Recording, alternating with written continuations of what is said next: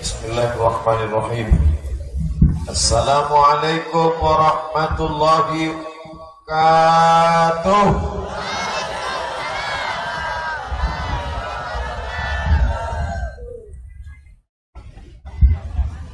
Bersyukur kepada Allah dengan mengucapkan alhamdulillahi rabbil alamin. Berselawat kepada Rasulullah dengan ucapan Allahumma salli ala sayyidina Muhammad wa ala ali sayyidina Muhammad. Yang sama-sama kita hormati Bapak Bupati atau yang mewakili. Ibu Bupati tak bisa diwakili.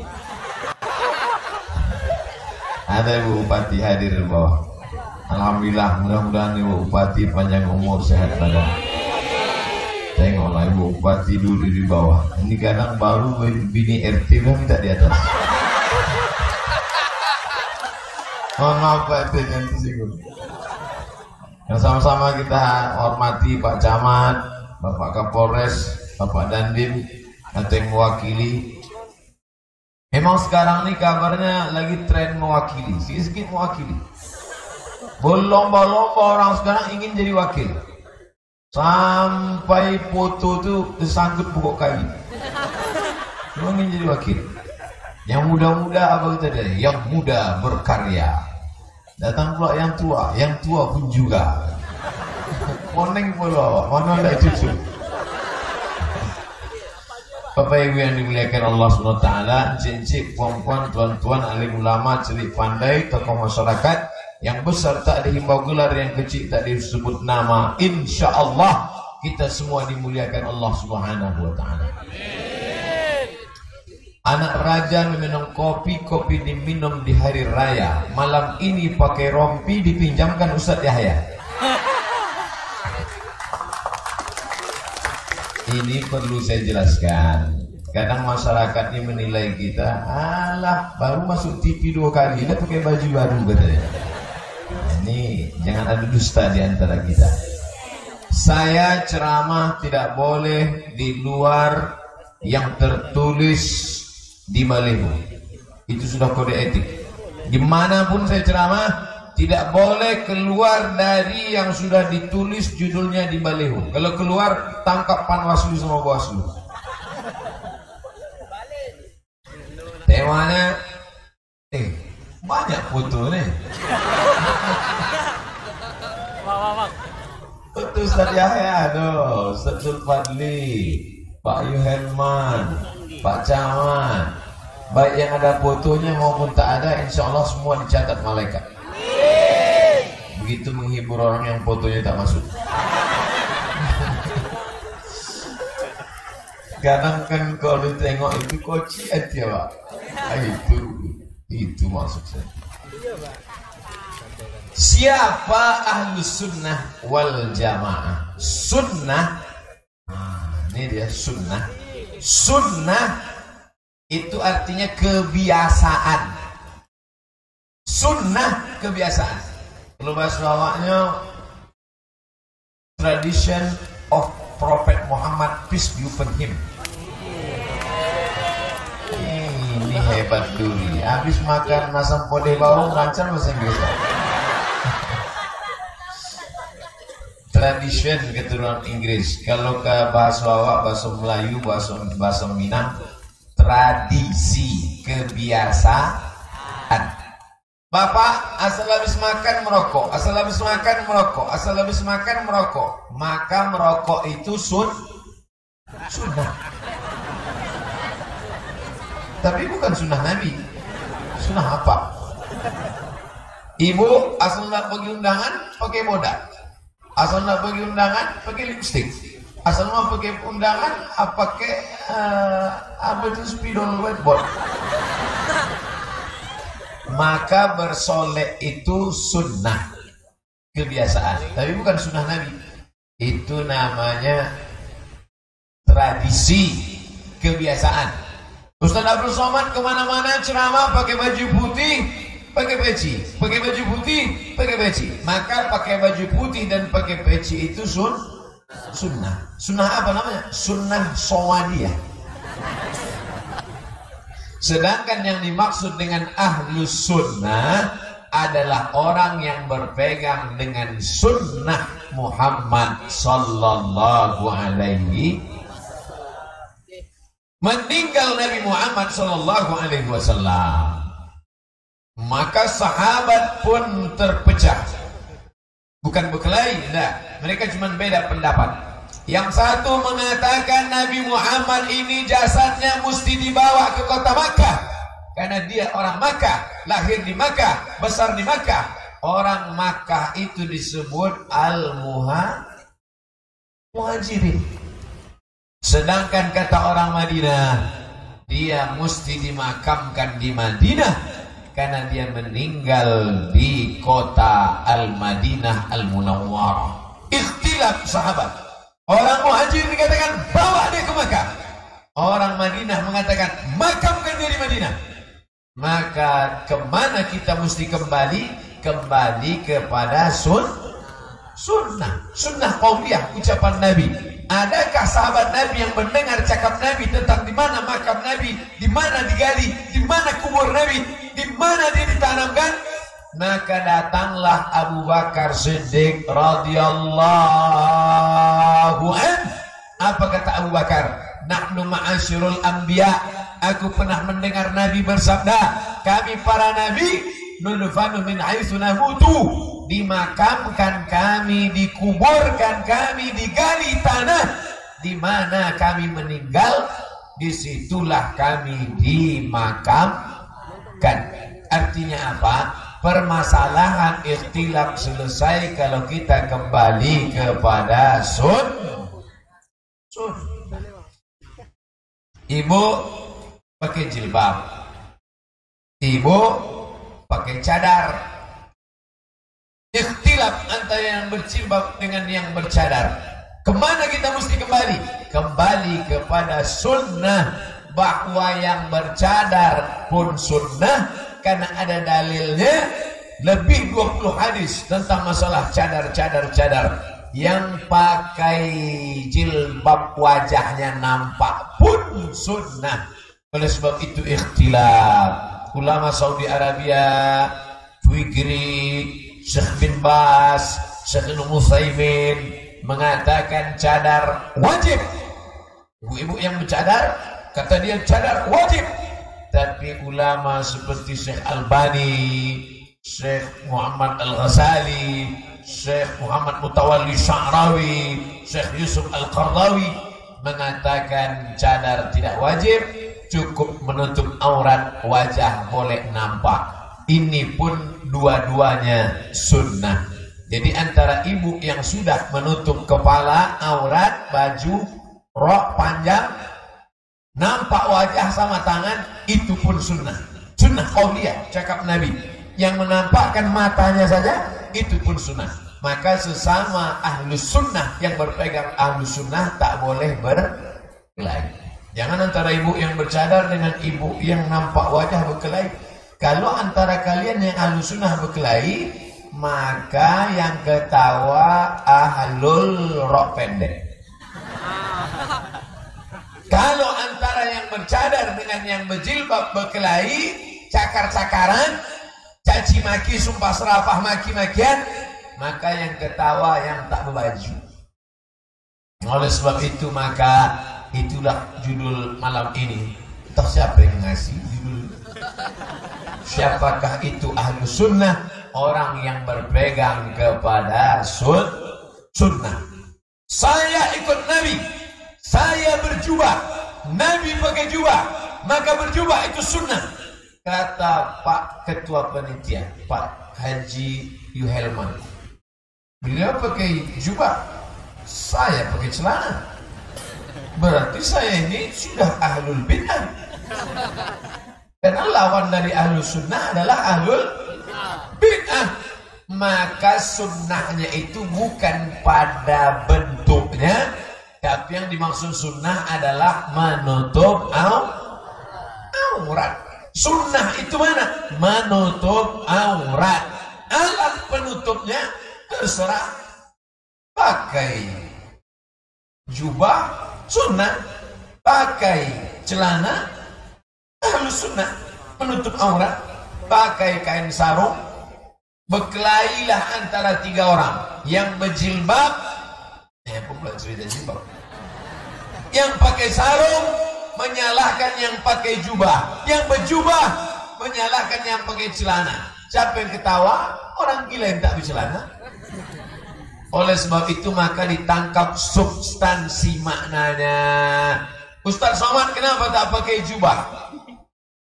Ibu bapak tengoklah orang ramai dari tadi. Kalau sempatlah saya pakai jubah, ada yang menarik tanggal. Enggak, saya pikir celana ini kan cepat melangkah naik ke atas. Ini perlu saya jelaskan. Yang sampai dikatakan Ustaz ini tak hormat sama alim ulama curi pandai. Kenapa Ustaz tak pakai jubah? Kenapa Ustaz tak pakai sarung?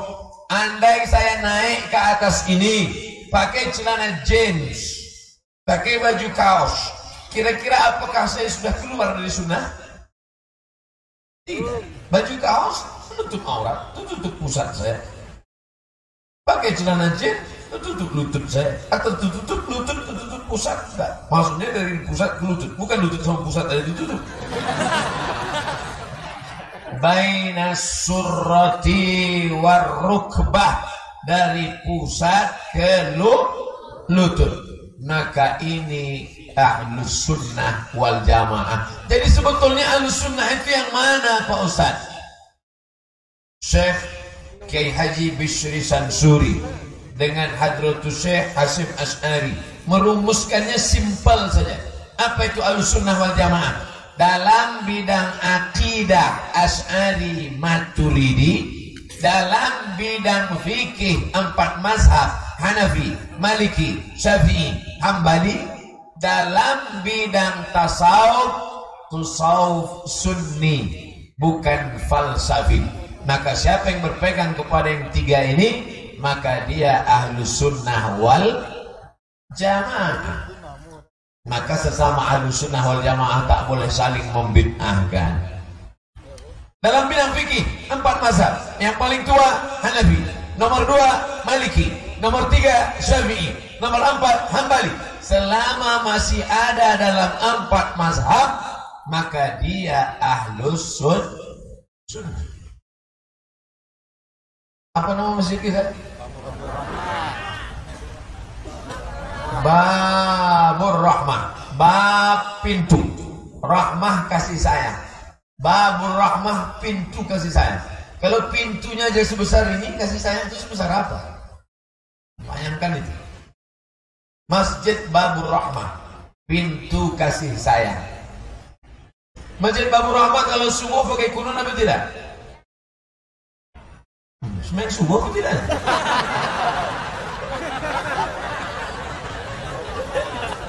Pakai kunun Pak Haji? Tak pakai. Kata Pak Haji tidak, kata Ibu pakai. Mana betul? Tak pakai. Masjid Babur Rahmah sholat subuh tak pakai kunut. Tiba-tiba menginap saya malam ini. Walaupun saya mau balik ini, misalnya besok subuh dipersilakan saya maju ke depan. Silakan Ustaz Somad maju. Lalu saya pun baca kunut. Allahumma hdina fi man hadait, wa afina fi man afait, wa tawallana fi man tawallait. Boleh tak makmum berdiri tegak satu? Kunut subuh bid'ah. Tak boleh. Karena kunut subuh masih ada dalam salah satu mazhab Ahlus Sunnah wal Jamaah. Mazhab apa yang pakai kunut subuh itu Pak Ustaz? Mazhab Hanafi? Tak ada. Mazhab Hambali? Tak ada. Yang pakai kunut subuh mazhab Syafi'i dan mazhab Maliki.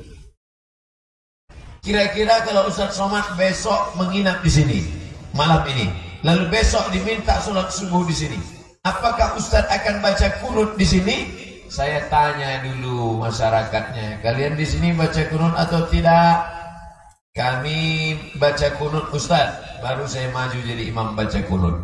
Saya tanya masyarakatnya, di sini baca kunut atau tidak? Kami tak baca kunut Pak Ustaz. Saya minta Dr. Zulfadli maju, karena dia biasa imam subuh tidak pakai kunut. Berkunut tak berkunut masih Ahlus Sunnah. Lalu yang tak halus sunnah mana? Yang sholat subuh jam 8. Itu ahlu apa? Tak tahu tak ahlu apa. Karena tak ada riwayat Nabi sholat subuh jam 8. Maka jangan berkelahi sesama ahlus sunnah wal jamaah. Apa arti jamaah? Inilah dia jamaah. Jamaatul muslimin. Jamaahnya umat muslimin yang sama-sama rukun imannya, sama-sama rukun Islamnya. Apa rukun Islamnya? Anta syahada an la ilaha illallah wa rasulullah wa tuqimas shalah, salat, syahadat, salat, zakat, puasa, haji. Apa rukun imannya? An tu'mina billah wa malaikatihi wa kutubihi wa rusulihi wal yawmil akhir wa biqadri khairihi wa syarrihi. Salah satu ciri aliran sesat menurut kesepakatan Majelis Ulama Republik Indonesia mengingkari rukun Islam dan mengingkari rukun iman. 1 meter kita semuanya sepakat. 1 meter itu 100 cm. Sepakat semua di dunia. Eropa, Arab, Amerika, Afrika, Asia, Indonesia sepakat bahwa 1 meter 100 cm. Tiba-tiba datang orang kemari membawa tongkat. Dia katakan ini 1 meter. Kita tidak akan ikhtilaf. Kenapa? Karena sudah ada pedomannya. Kalau tongkatnya diukur cukup 100 cm, maka dianggap 1 meter. Tapi kalau kurang, walaupun yang membawa tongkat ini gubernur, walaupun yang membawa tongkat ini bupati, walaupun yang membawa tongkat ini RT RW, tidak dianggap 1 meter karena kurang 100 cm. Itulah perlunya kita berpedoman kepada Quran dan Sunnah supaya tak mudah mengeluarkan orang dari ahlu sunnah wal jamaah. Jangan hanya karena berbeda cara sholatnya, berbeda zikir bacaannya, berbeda antara sir dan jahar, lalu mengeluarkan orang dari golongan ahlu sunnah wal jamaah. Bagaimana kalau ada orang menambah rukun imannya? Rukun iman sudah 6. Beriman kepada Allah, beriman kepada malaikat, beriman kepada kitab, beriman kepada Rasul, beriman kepada hari kiamat, beriman kepada takdir buruk, takdir baik. Tiba-tiba ditambahnya lagi rukun iman, wajib beriman kepada imam yang 12. Siapa yang tak beriman kepada imam 12, maka kafir. Kira-kira ini masuk ahlus sunnah atau tidak?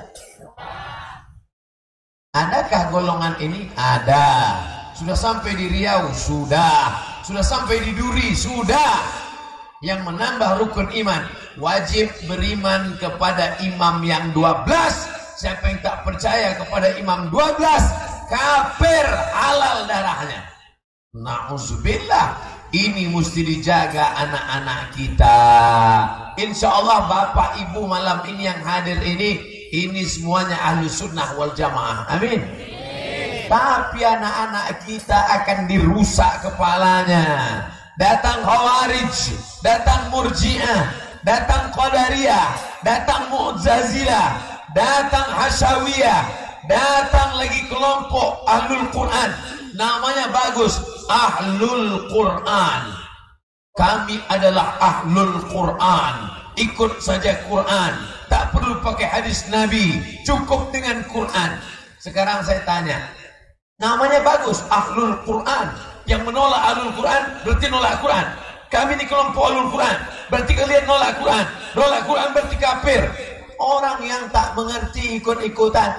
Apakah ada dalam Quran sholat isya 4 rakaat, rakaat 2 pertama bacaannya jahar, rakaat 2, 3, 4 rakaatnya sir?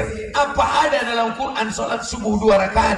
Apa ada dalam Quran sholat maghrib 3 rakaat? Apa ada dalam Quran sholat Jumat 2 rakaat suaranya jahar? Mana ada? Maka ahlul Quran kalimatul haq urida bihal batil.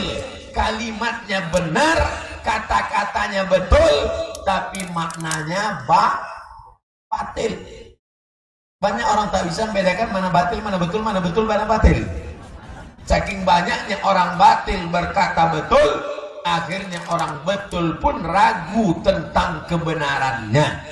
Maka itulah pentingnya tabligh akbar, tabligh akbar, tabligh akbar. Sebenarnya judul Ahlussunnah wal Jamaah ini berat, tak bisa dibuat dalam tabligh akbar. Yang selalu contoh dalam tabligh akbar itu syarat-syarat kepemimpinan. Bagaimana memilih pemimpin yang adil dan amanah, misalnya begitu.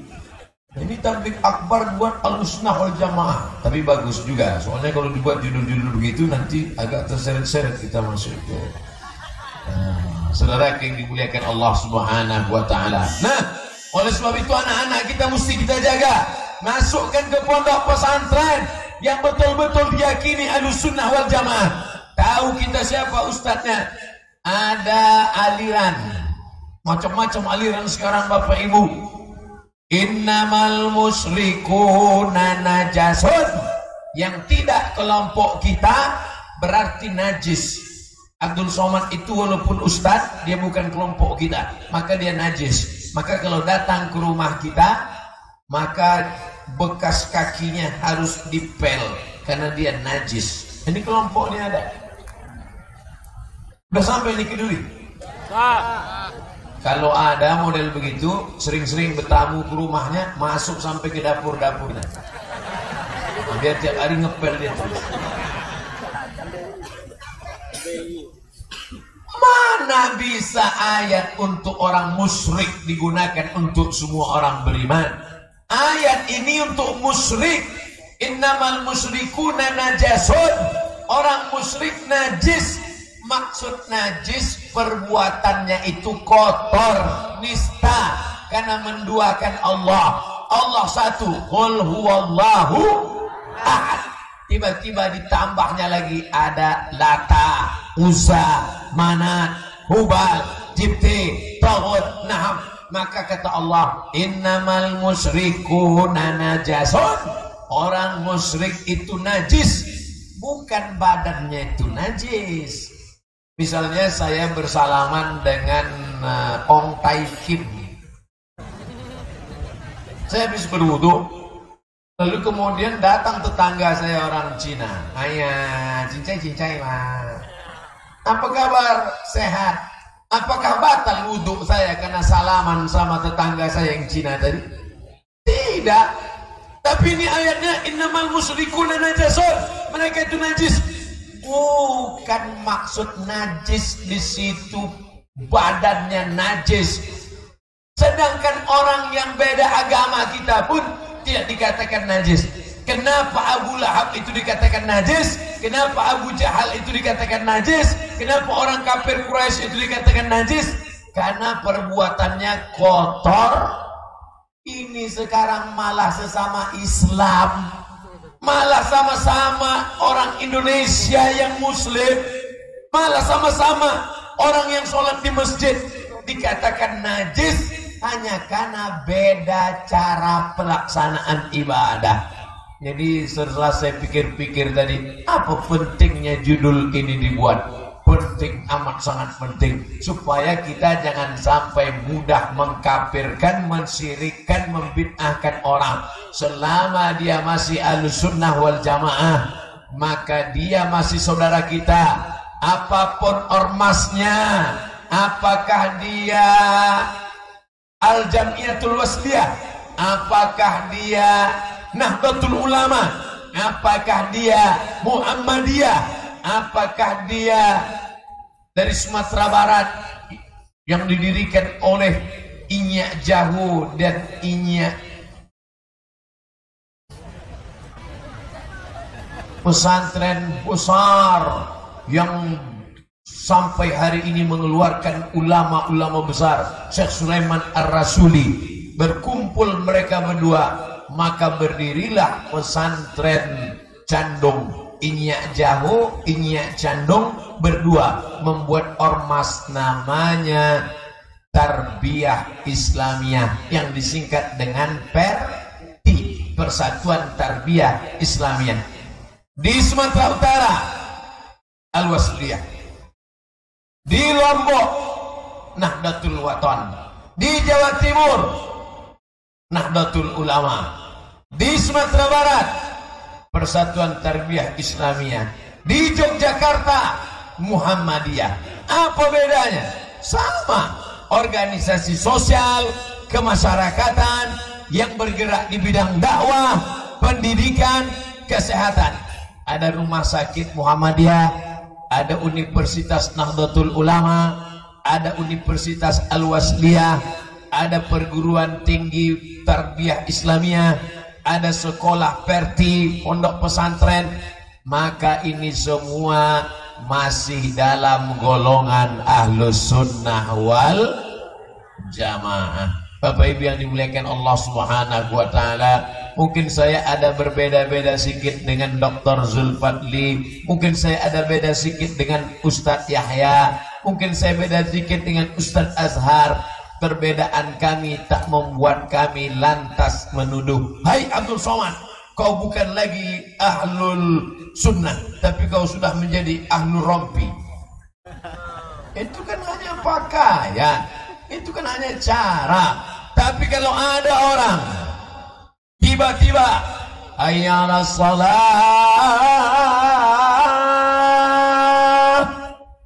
ente tak sholat, itu kan sholat kalian itu sholat syariat, itu aku sudah sampai pada sholat hakikat. Nah, udah cukup. Ini bukan Ahlus Sunnah. Karena Nabi tidak pernah meninggalkan sholat sampai malaikat maut datang mencabut nyawa. Pingsan Nabi. Ketika Nabi pingsan, datang sahabat menyiramkan air ke wajahnya. Disiramkan sahabat air ke wajahnya. Nabi pun terbangun, Nabi pun terjaga. Ketika Nabi terjaga, apa kata Nabi? Bawa aku ke masjid, ingin sholat berjamaah. Itu menunjukkan Nabi tak pernah meninggalkan syariat. As-syari'atu bila haqiqatin batilah. Syariat tanpa hakikat batil. Al-haqiqatu bila syariatin atilah. Hakikat tanpa syariat hampa, kosong, tak bermakna. Sejalan antara syariat dengan hakikat. Allahu Akbar. Syariatnya mengangkat tangan, syariatnya memegang tangan, syariatnya ruku, sujud, tegak, tasawuf, salam. Syariatnya, gerakannya, tapi hakikatnya adalah mengingat Allah Subhanahu wa taala. Ini sekarang ada orang main sholat ingat saja. Ustaz Somad, nanti ceramah di rumah kami halal bihalal Idul Fitri. Apa judulnya? Orang yang meninggalkan sholat adalah kafir. Ini halal bihalal kok judulnya itu Pak? Karena sudah banyak di kantor kami yang tak sholat. Sholatnya cukup pejam mata sambil megang keyboard. Allahu Akbar, Allahu Akbar. Orang ramai-ramai berwudu ke masjid.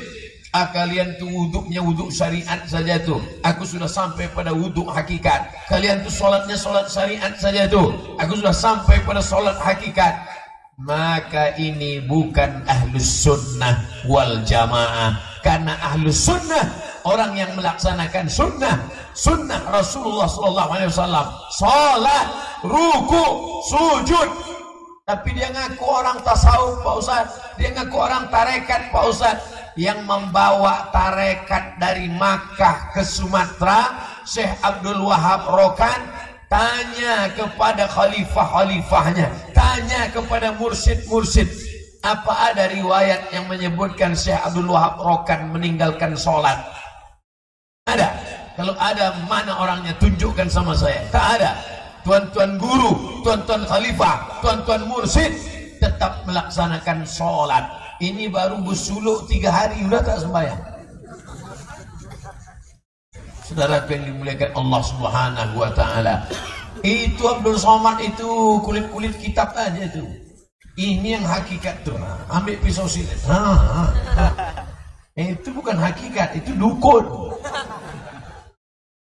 Man ataka kahinan, siapa yang datang ke dukun, fasaddaqahu bima yaqul, percaya dia pada cakap dukun, dibetulkannya cakap dukun, dibenarkannya cakap dukun, falam tuqbal lahu salatun arba'ina lailah, tak diterima salatnya 40 hari 40 malam.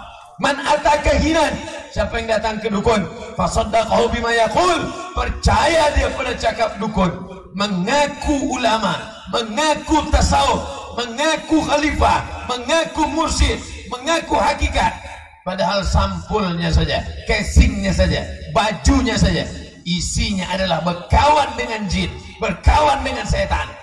Maka apa yang terjadi? Faqad kafara bima unzila ala Muhammad, sesungguhnya dia sudah kafir, ingkar pada apa yang diturunkan kepada Nabi Muhammad sallallahu alaihi wasallam. Saya banyak berjumpa dengan syekh-syekh, mursyid-mursyid, saya banyak berjumpa dengan tuan-tuan khalifah, banyak berjumpa dengan orang-orang yang bersuluk. Mereka tetap sholat, mereka tetap puasa sunat, mereka jangankan melaksanakan yang haram, yang makruh saja pun mereka takut melaksanakannya. Tengok foto Syekh Abdul Wahab Rokan yang ada di internet, coba tulis di Google Syekh Abdul Wahab Rokan, enter, nampak nanti gambar, nampak nanti gambar Syekh Abdul Wahab Rokan menutup kepalanya pakai sorban. Tengok, tutup kepala Syekh Abdul Wahab Rokan, tutup kepalanya. Saya ditanya sama Khalifah Ustaz Somad, ya, kenapa Tuan Syekh ini menutup kepalanya? Mungkin dia kepanasan kena matahari, Khalifah. Bukan Ustaz, karena ketika sedang panas terik siang, dia bernaung di bawah pokok kayu. Kita kalau panas, tak ada atap, tak ada tenda, tak ada dinding, kita bernaung di bawah pokok kayu. Apakah orang yang punya pokok kayu itu izin kita bernaung di bawah pokoknya? Kan belum tentu dia izin. Tapi Syekh Abdul Wahab Rokan tak perlu minta izin karena dia sudah menutup kepalanya dengan kain. Oh, halusnya kaji. Ibu bapak yang selama ini bernaung pernah minta izin? Carilah pokok-pokok kayu yang selama ini tempat bernaung. Itu yang tasawuf itu. Jangankan yang haram, jangankan yang subhat, sedangkan yang makruh saja tak mau dia pakai, tak mau dia bernaung di bawah pokok kayu orang. Kira-kira bapak yang punya pokok kelapa, kalau besok siang panas saya bernaung di bawah pokok kelapa bapak, apakah rugi bapak karena saya bernaung di bawah pokok kelapa itu? Tidak. Apa ada orang marah? Pergi sana, rusak buah kelapaku kau bernaung di sini. Tak ada. Kecuali sambil bernaung itu dijuluk pula sendiri. Itu baru. Itu yang tasawuf itu. Apa arti kata tasawuf? Safa, suci. Man safa qalbuhu lillah, suci hatinya karena Allah subhanahu wa ta'ala. Oleh sebab itu maka banyak orang mengaku-ngaku tasawuf, casingnya saja, mulutnya saja tasawuf, tapi isinya bukan tasawuf. Tasawuf, tahu tasawuf? Tersangkut di neraka jahanam karena tidak mengikuti sunnah. Itulah pentingnya malam ini kajian kita. Siapa itu Ahlus Sunnah wal Jamaah? Akidahnya Asy'ari atau Maturidi? Fikihnya mengikuti 4 mazhab, yang ikut Hanafi, yang ikut Maliki, yang ikut Syafi'i, yang ikut Hambali. Sedangkan tasawufnya tasawuf Sunni. Kenapa bukan falsafi? Tasawuf Sunni. Sunni diambil dari kata sunnah. Itu yang dirumuskan oleh Imam Abu Hamid Al-Ghazali dalam kitab Ihya Ulumuddin. Apa nama kitabnya? Ihya Ulumuddin. Ihya menghidupkan ulum, ilmu-ilmu, din agama, menghidupkan ilmu-ilmu agama. Karena ilmu filsafat sudah habis. Bahkan mengatakan semua agama sama, semua agama mengajarkan kebenaran. Sedangkan ilmu agama kita mengatakan inna dina indallahil Islam Wa may yabtaghi ghairal Islam, siapa yang mencari jalan selain jalan Islam, falan yuqbala minhu, dia tak akan diterima. Wa huwa fil akhirati minal khasirin, jadi akhirat akan termasuk orang-orang yang rugi. Oh, kasihanlah tetangga saya itu Pak Ustaz, kasihanlah kawan sekantor saya itu Pak Ustaz, dia tidak ikut jalan ini berarti dia rugi. Dia rugi. Bagaimana cara menyelamatkannya? Mudah saja, ajak dia, sebutkan passwordnya, asyhadu an la ilaha illallah. Bro, aku kasihan nengok kau tak selamat, mau ku selamatkan. Nah, gimana caranya? Sebutkan passwordnya, asyhadu an la ilaha illallah, asyhadu anna muhammadar rasulullah. Kemarin waktu kita tablik akbar di Stadion Bandung Lautan Api, ramai meletup manusia. Lalu kemudian ada yang mau bersyahadat. Apakah kamu bersyahadat ini murni karena lillahi ta'ala? Ya Pak Ustaz, tidak ada paksaan dari pihak manapun, tidak ada. Bukan karena mau menikahi anak gadis orang Islam, bukan karena mau cari sertifikat untuk mualaf minta bantuan ke masjid, bukan. Tapi betul-betul karena Allah. Ya, la ilaha illallah, aku bersaksi tiada Tuhan selain Allah. Asyhadu anna muhammadar rasulullah, aku bersaksi bahwa Nabi Muhammad SAW utusan Allah. Maka setelah itu Islamlah dia. Entah bersunat belum, saya tak urusan. Itu urusan panitia lah. Masa saya juga yang ngurus. Saudara yang dimuliakan Allah Subhanahu wa taala. Oleh sebab itu maka tidak ada cara jalan lain selain mengenalkan sunnah kepada anak-anak kita. Sunnah ini apa Pak Ustaz? Mengatur kita sampai mau melangkah betul-betul sadar. Mau masuk masjid, sadar kaki mana yang dilangkahkan. Allahumma ftahli abwaaba rahmatik. Mau keluar dari masjid, sadar kaki mana yang dilangkahkan. Allahumma inni as'aluka min fadlik. Mau masuk ke WC, sadar kaki mana yang dilangkahkan. Allahumma inni a'udzubika minal khubuzi wal khaba'is. Mau keluar dari WC, sadar kaki mana yang mau dilangkahkan. Ghufranaka, saya dengan mata kepala saya sendiri menengok anak kecil umur 3 tahun datang bertamu ke rumah, dibawa bapak ibunya. Masuk dia ke kamar mandi mau kencing, ketika mau keluar dia kaki kanan, masuk dia balik. Habis itu keluarnya kaki kiri, masuk dia balik. Habis rupanya dia lupa mana yang mau dibawa. Kanan apa kiri? Anaknya bolak-balik ragu, dia tanya, "Ma, keluar dari kamar mandi kanan apa kiri?" Rupanya maknya pun tak tahu. Saudara yang dimuliakan Allah Subhanahu wa taala, Allah bisa karena biasa. Apa kata orang Melayu? Dari kecil telonjak-lonjak, sudah besar terbawa-bawa, sudah tua terubah tidak. Biasakan anak perempuan ikut sunnah, menutup aurat, berjilbab panjang. Kalau sudah tua macam buluh bukan buluh bambu kalau masih putih rebung bisa dibuat melengkung, bisa dibuat melingkar, bisa dibuat membulat. Tapi kalau sudah keras, 2 kemungkinan. Itulah makanya bapak ibu susah menyuruh anak perempuan pakai jilbab. Pakai jilbab nak panas, pakai jilbab nak gatal, diantukkan kepala gitu. Tapi salah siapa? Salah kita. Anak perempuan menari-nari, bukannya dilarang, malah dikatakan bangga. Anak saya itu pandai menari, Pak Ustaz, coba tengok. Dia tidak tahu itu tarian akan dibawanya sampai dewasa, sampai dia besar. Na'udzubillah. Saudara yang dimuliakan Allah Subhanahu wa taala, dibiasakan dia dari kecil pakai celana panjang, dibiasakan dari kecil menutup. Ini dia sholat di masjid pakai baju kaos pendek, celana jeans melorot ke bawah.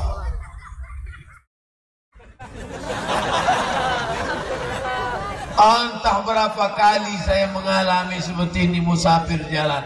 di depan anak muda pakai celana jeans, pakai kaos. Pas ruku, Allah, anak Pak LC lubang sini. Pernah Bapak nengok itu? Senasib gitu rupanya. Saya kalau udah nengok itu 3 hari saya tak lalu makan. Itu sholatnya batal. Orang yang pakai celana jeans melorot ke bawah, pakai baju kaos naik ke atas, ketika ruku sujud terbuka, sholatnya batal. Kenapa? Karena syarat sahnya sholat menutup aurat. Lubang sini. Tapi jangan pula gara-gara ini nanti dibuat Abdul Somad LC lubang sini. LC itu dari Kairo. Ini cence ijazah artinya. Tapi ngulang berdosa. Saudara yang dimuliakan Allah Subhanahu wa taala, ini Ustaz tidak marah ya anak muda itu. Inilah maka saya ceramahkan. Kalau sempat saya ceramahi dia di depan orang banyak, malulah dia. Hei anak muda, sholatmu tidak sah. Apa kata dia? Syukur aku sembahyang, kawanku mabuk. Anak muda masih mau sholat, alhamdulillah. Jangan kita permalukan di depan orang banyak. Ini anak muda kadang pakai celana jeans, sobek, sholat. Allahu Akbar. Pas dulu tasawuf, apa lutut? Lutut hitam berkulis. Saudara yang dimuliakan Allah Subhanahu wa taala, biasakan jangan pakai celana sempit. Biasakan makan pakai tangan kanan. Iza akala ahadukum falyakul biyaminih. Kalau kau makan pakai tangan kanan. Wa idza shariba ahadukum falyashrab biyaminih. Kalau minum pakai tangan kanan. Fa inna syaitana ya'kulu bishimalihi. Karena setan makan pakai tangan kiri dan minum pakai tangan kiri.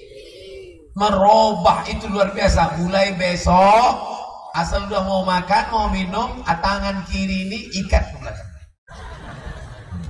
Ikat. Bukan main susah merubah kebiasaan. Umur 40, umur 50, bahkan guru minum pakai tangan kiri. Padahal guru itu apa? Digugu dan ditiru. Bapak guru, Pak, ibu guru. Bapak guru, ibu guru minum pakai tangan kiri, berdiri sambil ketawa. Kata setan, ini aku nih. Makanya orang yang minum pakai tangan kiri sambil berdiri ketawa, itu tak digoda setan lagi. Sesama setan dilarang saling menggoda. Saudara yang dimuliakan Allah Subhanahu wa taala, kalau gurunya saja minum pakai tangan kiri, berdiri dan ketawa, guru kencing berdiri, murid kencing maraton. Saudara yang dimuliakan Allah Subhanahu wa taala, mulailah dari yang sepele-sepele. Kalau memang kita betul-betul mengikut Ahlus Sunnah wal Jamaah. Tapi tidak semua sunnah perbuatan Nabi itu hukumnya wajib. Ini juga jangan nanti dikatakan kalau sudah dibuat Nabi wajib. Akibat efek dari mewajibkan, kalau perintahnya kuat wajib, perintahnya tak kuat sunnah. Antara kuat dan tak kuat sunnah muakkad. Larangannya kuat haram, larangannya tak kuat makruh. Antara kuat dan tak kuat tak ada. Disuruh wajib, tak disuruh mubah.